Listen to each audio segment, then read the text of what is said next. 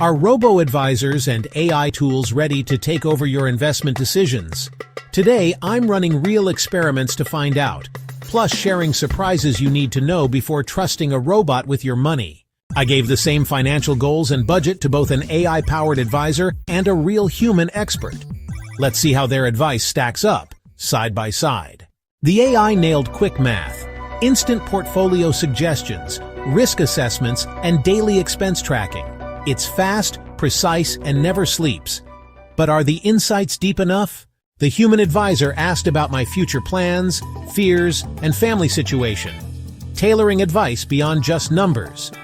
That personal guidance and empathy really stand out. Here's the surprise. The AI's plan missed important tax strategies and some conflicts I pointed out. It never asked why I wanted certain results. The human advisor built a plan around my whole life, not just my money. AI is a powerful tool that makes financial info more accessible.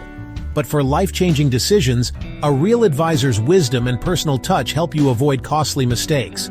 The best approach? Use both together. Will AI replace your financial advisor? Not yet. Use AI for quick insights, but trust human experts for your future. Comment below.